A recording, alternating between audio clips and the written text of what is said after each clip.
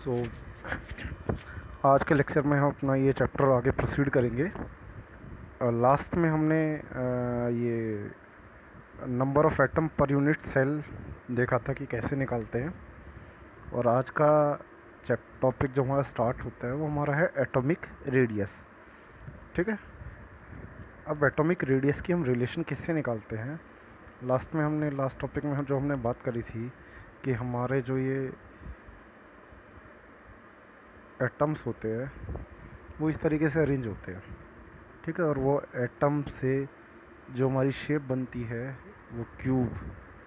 ठीक है, तो क्यूबिकल शेप बनती है। तो क्यूबिकल शेप में जो इसका साइड है जिसको हम ए लेते हैं, और जो ये डिस्टेंस है, ये वाला डिस्टेंस, उसको आर मतलब रेडियस के थ्रू करते हैं। तो ए और आर के बीच में क्या रिलेशन होगी वो रिलेशन हम ड्राइव करेंगे। ओके, तो रिलेशन ड्राइव करते हैं हम। फर्स्ट हमारा रिलेशन है एससीसी के लिए, सिंपल क्यूबिक स्ट्रक्चर। देखो, सिंपल क्यूबिक स्ट्रक्चर कौन सा स्ट्रक्चर होता है जिसमें मॉलिक्यूल सिर्फ और सिर्फ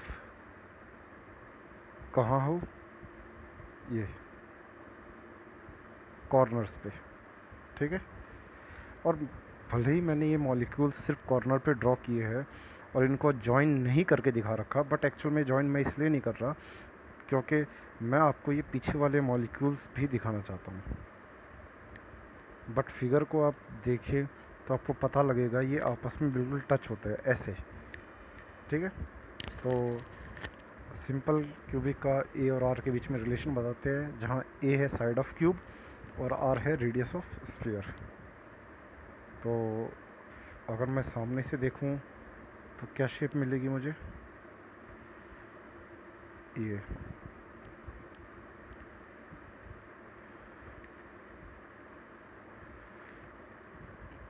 ओके, तो आप लोगों को शायद ये पता होगा, ये है रेडियस। ठीक है, और ये जो टोटल है ये है साइड ए। तो अगर मैं रिलेशन को यहाँ से ध्यान से देखूँ तो यहाँ मेरे दो रेडियस को मिला के एक साइड ए मिलेगी। तो ए मेरा किसके इक्वल है, इक्वल है यहाँ 2r के। आई होप आप सबको दिखाई दे रहा होगा कि ये जो टोटल ए है, जिनमें से ये हिस्सा आधा r है और ये हिस्सा आधा r है, तो r प्लस r करके मेरे को एक साइड मिली है a। तो यहाँ a इक्वल्स टू में 2r। या फिर r की वैल्यू निकालोगे तो r की वैल्यू निकालेंगे वो होगी a/2, मतलब यहाँ 2 मल्टीप्लाई वहाँ जाके डिवाइड में। नेक्स्ट पहले हम निकालते हैं FCC का। ठीक है, फेस सेंटर का। तो फेस सेंटर का अगर हम निकालें तो फ्रंट से जब मैं फिगर दिखा रहा हूँ, आपको पता है फेस सेंटर का मतलब क्या है कि एक मॉलिक्यूल होगा फेस पे और बाकी मॉलिक्यूल्स तो यहाँ कॉर्नर्स पे तो है ही। और ये आपस में टच है, थोड़ा मैं टच करके शो नहीं करके दिखा रहा, बट ये आपस में एक दूसरे से टच होंगे, जैसे यहाँ इस फिगर में बना रखा है, देखिए। ठीक है, और एक और चीज़ ध्यान रखना, जितने भी मॉलिक्यूल है सबके रेडियस बिल्कुल बराबर है। मतलब आर है तो सबके रेडियस आर ही होंगे। ओके, तो फिगर को फिर से बना लेते हैं।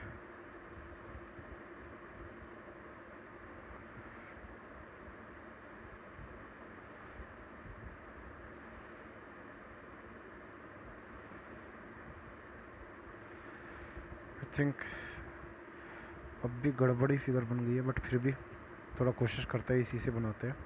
तो जो भी स्फीयर है सबका रेडियस सेम रहेगा, ध्यान रखना। अब मुझे क्या निकालना, आर और ए के बीच में रिलेशन। हमें पता है ये क्या है, ए, ये क्या है, ए, और ये है डायगोनल।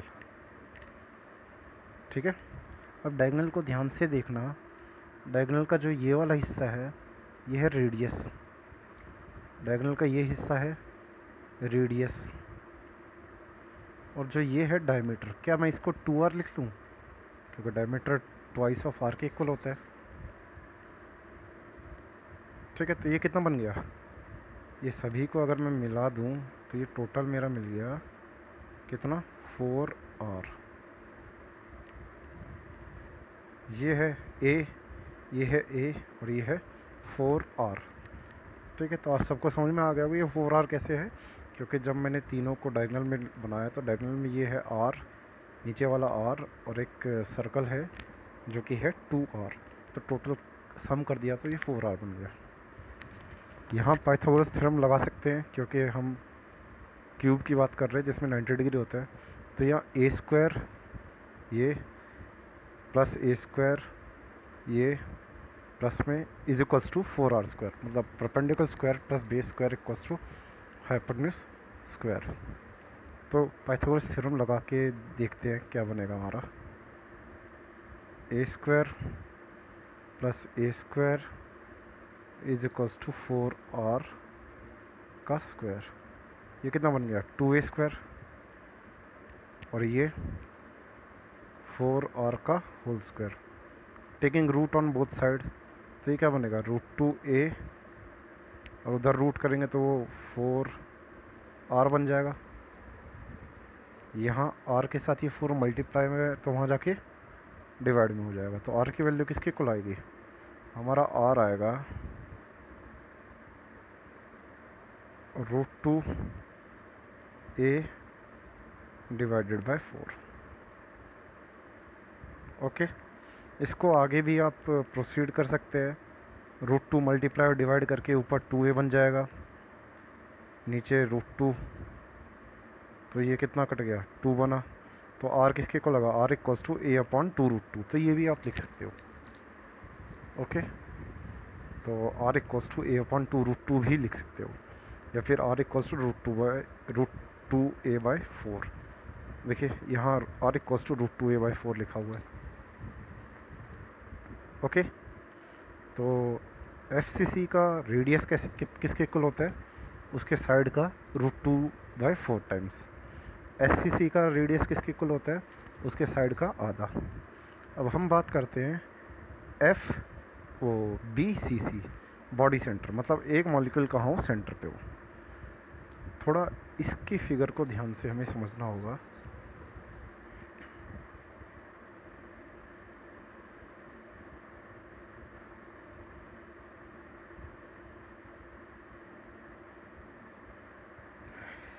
इसमें एक स्फीयर है बिल्कुल सेंटर पे, एक स्फीयर है यहाँ, एक कॉर्नर्स पे है स्फीयर, यहाँ पे है, यहाँ पे है, यहाँ पे है और यहाँ पे है। ठीक है, तो सबसे पहले हमें इसमें रिलेशन BCC के लिए लगानी है, तो BCC के रिलेशन ध्यान रखना, अगर बॉडी बिल्कुल सेंटर पे है तो यहाँ से लाइन आएगी ये डायगोनली। आप एज्यूम करो आप जिस कमरे में हो उस कमरे का एक कॉर्नर पॉइंट, टॉप वाला छत वाला, उसको दूसरे कॉर्नर पॉइंट के साथ जॉइन करें जो आपका फ्लोर का होगा, बिल्कुल डायगोनली। ठीक है, तो ये वो डायगोनल लाइन है। अगर इस डायगोनल में मैं पाइथागोरस थ्योरम लगाऊं तो वो पाइथागोरस थ्योरम कैसे बनेगी, ये डायगोनल, ये और ये वाली साइड, तो ये तो हमें पता है ए है, डायगोनल में आपको कितनी रेडियस मिल रहे हैं, एक पूरा सर्कल है और ये वाला सर्कल है। इनको मैंने बड़ा नहीं बनाया बट आप समझ लेना, 1r 2r और r मीन्स ये डायगोनल भी किसके इक्वल आ गया, 4r के इक्वल। ओके, तो ये साइड भी पता है, ये साइड भी पता है, बट ये साइड बची हुई है, ये क्या है। तो अगर ध्यान से सोचिए, अभी जो हमने फिगर बनाई है, अभी जो थोड़ी देर पहले हमने किया था, यही डायगोनल तो निकाला था थोड़ी देर पहले हमने, तो ये डायगोनल वैल्यू किसके इक्वल आई थी, कैसे निकालेंगे, सोचो। ये क्या है, ए, ये क्या है ए, इनके बीच का एंगल 90 डिग्री। तो क्या पाइथागोरस से ये वैल्यू कितनी मिल जाएगी? √2a निकाल सकते हो। कैसे? A square plus A square equals to में H square, A square plus A square 2a square equals to H square. तो हाइपोटेन्यूज कितना निकलेगा? √2a square. और जिसको मैं क्या लिख सकता हूँ? √2 और a स्क्वायर से रूट हट जाएगा तो √2a। तो जो ये हमारी साइड है, ये वाली साइड किसके इक्वल आ गई? √2a। Okay,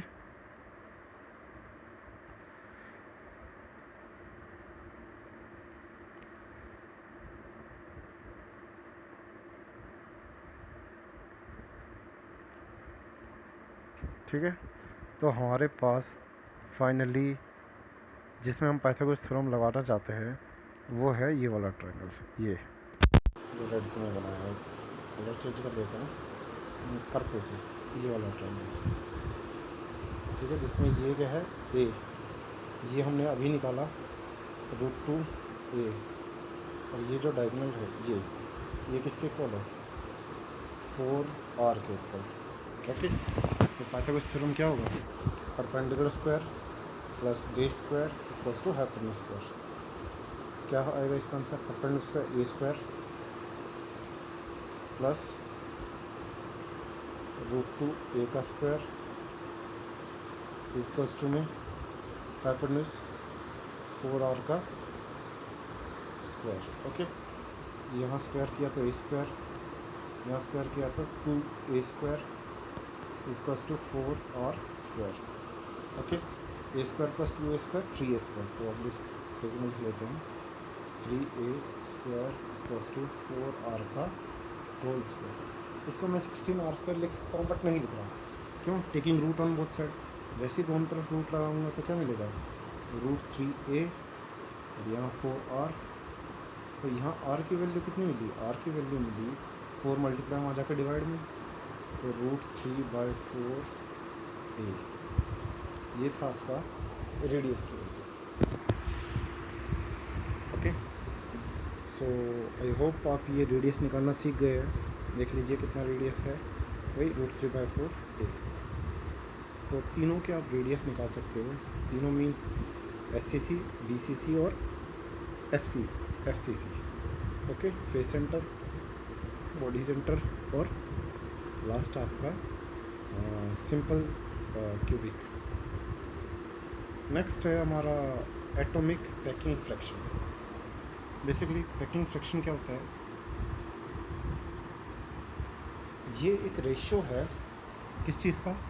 volume of atom, एक एटम का वॉल्यूम, और divide by volume of unit cell. Unit cell क्या है? ध्यान रखना, एटम है, फिगर ये है हमारी, ठीक है। इस फिगर में हमें पता है कि हमारे एटम्स होते हैं। तो जो एक एटम है, इस एक एटम को वॉल्यूम्स को इस पूरे क्यूब के वॉल्यूम से डिवाइड करना होता है। ओके, तो volume of atom divide by volume of unit cell. तो बेसिकली हम पैकिंग फ्रैक्शन का मतलब क्या होता है बता देता हूँ। पैकिंग फ्रैक्शन का मतलब है कि मॉलिक्यूल्स की अरेंजमेंट, और मॉलिक्यूल को इस तरीके से अरेंज करें कि उनके बीच में कोई जगह ना बचे, स्पेस ही ना बचे। जिसका पैकिंग फ्रैक्शन ज़्यादा होगा उसके बीच में स्पेस कम होगा। कहाँ? मॉलिक्यूल्स के बीच में। जैसे अगर मैं आपको दो फिगर बना के दूँ, तो एक फिगर ये है, एक फिगर ये एक फिगर, एक और फिगर बनाऊँ, एक ये और यहाँ मॉलिक्यूल्स और यहाँ मॉलिक्यूल। तो आप देख के बता सकते हो कि इसकी पैकिंग ज़्यादा अच्छी है, इसकी पैकिंग ज़्यादा है, तो इसमें स्पेस मॉलिक्यूल्स के बीच में बहुत कम है। बट यहाँ स्पेस देखो कितना, यहाँ भी है, यहाँ भी है, तो इनके बीच में स्पेस ज़्यादा है। तो जितना ज़्यादा पैकिंग फ्रैक्शन उतना कम उनके बीच का स्पेस। तो डेफिनेशन के थ्रू तो आपको पता लग गया कि पैकिंग फ्रैक्शन एक रेशियो है किस चीज़ का?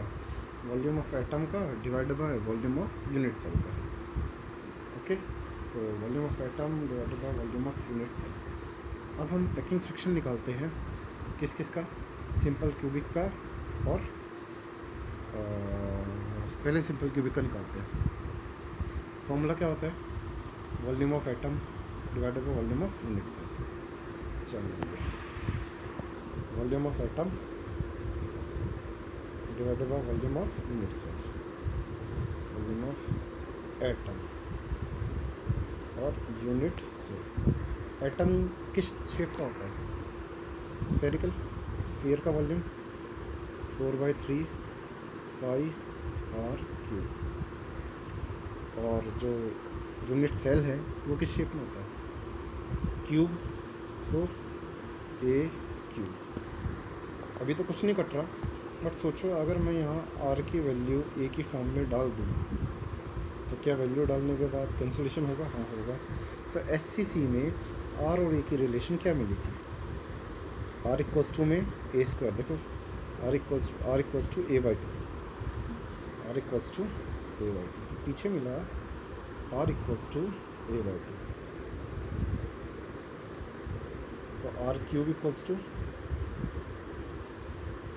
ए cube by 8। Okay, a cube by 8।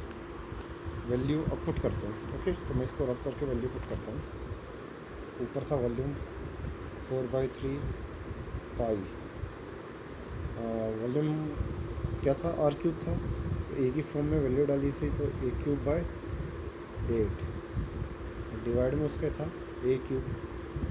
A cube से ए क्यूब कट गया, क्या बचा आपका? 4/3 पाई कितना? 22/7, और एक ये 8 बच गया है 8। इन सभी को सॉल्व करोगे तो आप देखोगे कि इसको सॉल्व करने के बाद इसका आंसर आता है आपका ये रहा 0.52। आपका आंसर आएगा इसका 0.52। तो इसकी पैकिंग एफिशिएंसी जो है ना वो सिर्फ 52% है। मतलब इनमें मॉलिक्यूल जो जगह घेरते हैं, जो आपके एटम्स हैं वो जो जगह घेरते हैं 52% जगह घेरते हैं, और बचा 48% उनके बीच में खाली स्पेस होता है। ठीक है, बचा 48% उसके बीच में खाली स्पेस होता है।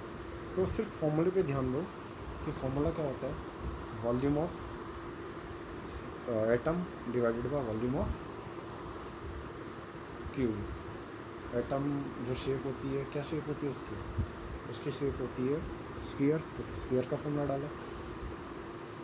ठीक है, और जो आपका बेसिक क्यूब है इसका वॉल्यूम क्या होता है? ए क्यूब। और नेक्स्ट हम निकालते हैं पैकिंग फ्रैक्शन। किसका निकाले?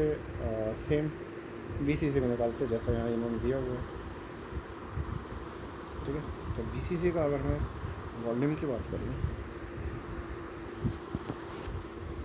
तो बीसीसी का फॉर्मूला तो ही लगेगा, volume of atom divided by volume of cube. ठीक है, एटम का वॉल्यूम 4/3 पाई आर क्यूब, और यहाँ ए क्यूब। ठीक है, अब सिर्फ एक चीज़ की यहाँ गलती मत कर देना आप। आपको याद होगा हमने जो पीछे नंबर ऑफ़ एटम निकाले थे, देखिए नंबर ऑफ़ एटम कहाँ, यहाँ निकाले थे। एससीसी का नंबर ऑफ़ एटम 1 आया था, बीसीसी का नंबर ऑफ़ एटम 2 आया था। अब हम ऊपर जो पुट करते हैं वो क्या पुट करते हैं? फॉर्मूले के हिसाब से हम ऊपर पुट करते हैं volume of atom per unit cell.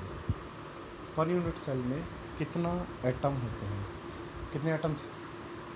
SCC में कितने एटम थे? 1 थे, इसीलिए हमने सीधा 4/3 पाई आर क्यूब 1 के लिए डाला। बट अब हम कर रहे हैं बीसीसी।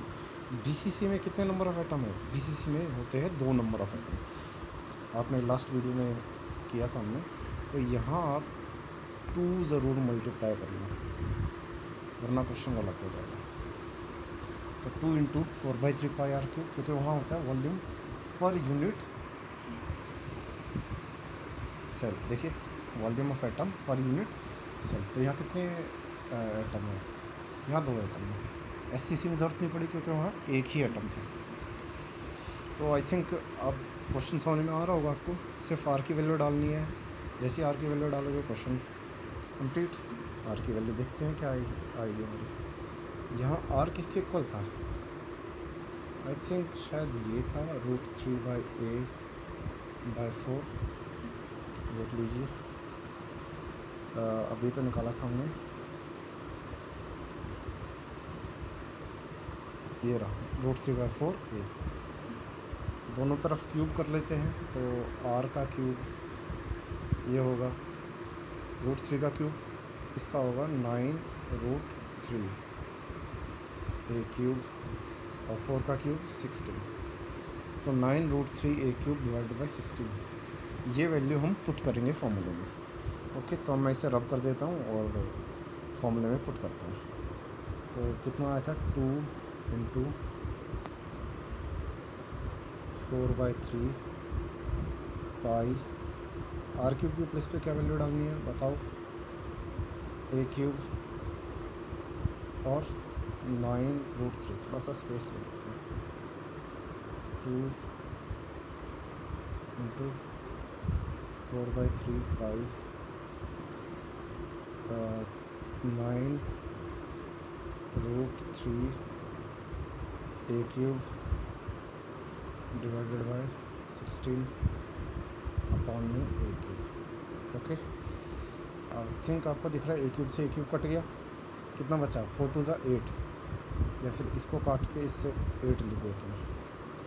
ठीक है, 4 ये काट के इसको 2 लिख देते हैं। ऊपर क्या बचा, पाई को लिखता हूँ 22/7, पाई को लिख दिया 22/7, वहाँ 9√3 है, 9√3। ओके, और नीचे कितना बचा, ये 2 और 3 6, पूरा का पूरा नंबर है। आप इसे सॉल्व करेंगे, तो सॉल्व करने के बाद इसका आंसर आपका जो आएगा वो आएगा, इसका लास्ट वाले का कितना था, 52%, इस वाले का आएगा 68%। देखिए 0.68, तो इसका जो आंसर आएगा वो आएगा 0.68 मीन 68%। तो इसमें 68% आपका ये स्पेस एटम घेरता है, और जब बच गया कितना परसेंट हुआ, 32%। तो 32% जो वेकेंट स्पेस होता है इसमें, तो इसके पैकिंग फ्रैक्शन में 32% वेकेंट होता है और 68% जो एटम्स है वो जगह घेरते हैं। अगला करते हैं BCC के लिए, तो फॉर्मूला वही है, volume per unit cell upon volume of cube.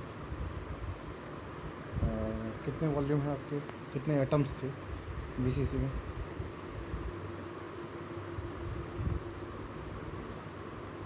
Atom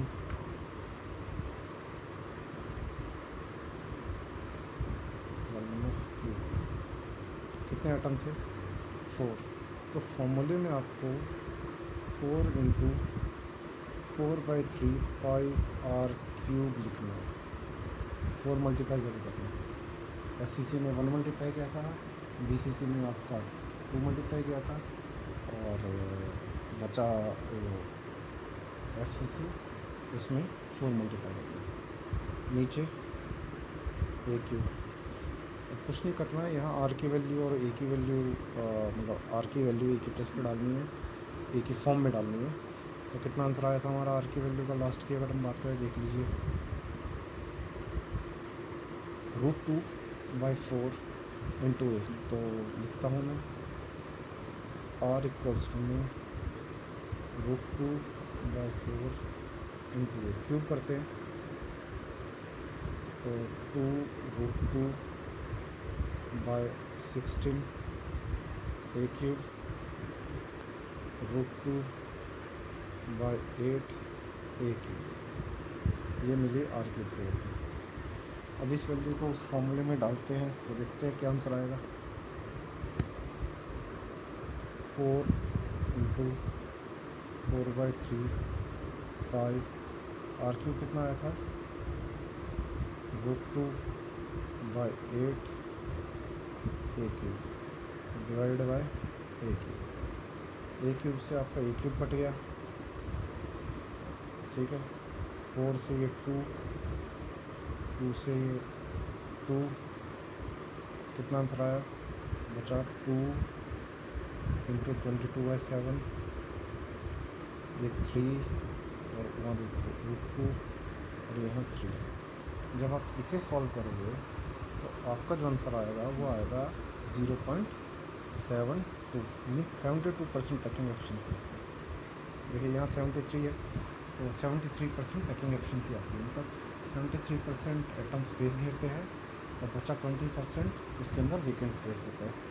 तो इससे आपको सिर्फ एक चीज़ पता लगी कि जो पैकिंग एफिशिएंसी है एफसीसी की सबसे ज़्यादा होती है। तो जो एफसीसी के एटम्स होते हैं ना, वो मीन्स एफसीसी से बनने वाले जो भी आपके मटेरियल या मेटल्स हैं वो हमेशा स्ट्रेंथ वाइज ज़्यादा होते हैं। तो इनकी स्ट्रेंथ बहुत ज़्यादा होती है, किसकी वजह से? क्योंकि इनके बीच का कोई वेकेंट स्पेस है ही नहीं है। वेकेंट स्पेस में 27% है, तो कम से कम वेकेंट स्पेस है। ओके, नेक्स्ट है एक डेफिनेशन है छोटी सी, कोऑर्डिनेशन नंबर। तो कोऑर्डिनेशन नंबर क्या होता है? It is defined as the number of nearest atom directly surrounded of any given atom, मतलब एक एटम के आसपास कितने नंबर ऑफ एटम्स होते हैं। ठीक है, एससीसी में अगर कोई भी एक एटम उठा लो तो उसके आसपास कितने एटम होते हैं? 6। ठीक है, देखते हैं कौन से 6।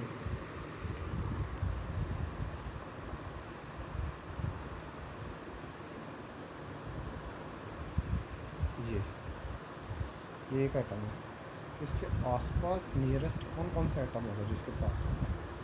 तो एक तो ये इसको टच करेगा, एक ये, ठीक है। तो आपको लग रहा होगा यहाँ तो 3 है, बट एटम ऐसे थोड़ी होते हैं। ये इसके ऊपर भी तो क्यूब बनेगा, तो जो ऊपर क्यूब बनेगा ऊपर भी आपके 3 और होंगे जो इसको टच करेंगे, 1 2 3, तो वो 3 मिला के टोटल 6 हो जाएंगे। ठीक है, तो सिंपल क्यूबिक में 6 होते हैं, बॉडी सेंटर में 8 होते हैं और फेस सेंटर में 12 होते हैं। ठीक है, तो आप इसके जितने नंबर ऑफ एटम्स हैं आप थोड़ा इमेजिन करिए, देखिए, आपको पता लगे नहीं पता लगे तो हम इसको एक बार और चेक कर लेंगे। बाकी आपको सबसे पहले तो ये चीज़ें याद रखनी है, बस में ज़्यादा बेटर रहेगा कि आपको वो चीज़ें पता भी हो या आपको इमेजिन भी कर सको। ओके, नेक्स्ट हमारा जो टॉपिक इसमें बच गया वो है हमारा डिफेक्ट एंड डिफॉर्मेशन, वो हम नेक्स्ट लेक्चर में करेंगे। तो आप यहाँ तक कंप्लीट करिए। जो टॉपिक है हमारा वो एक इम्पॉर्टेंट टॉपिक है, जो डेरिवेशन है वो इम्पॉर्टेंट है, आपके पेपर में बहुत ज़्यादा आती है। तो डेरिवेशंस मैंने आपको बता दिया करना कैसे है, बट ध्यान रखना आप ये चीज़ें ज़रूर लिखना यहाँ पे, atomic radius, volume of atom, ये चीज़ें ज़रूर लिखना क्योंकि ये इम्पोर्टेंट है। सो आज का लेक्चर यहीं कंप्लीट करते हैं और नेक्स्ट लेक्चर में हम इस चैप्टर को कंप्लीट कर देंगे।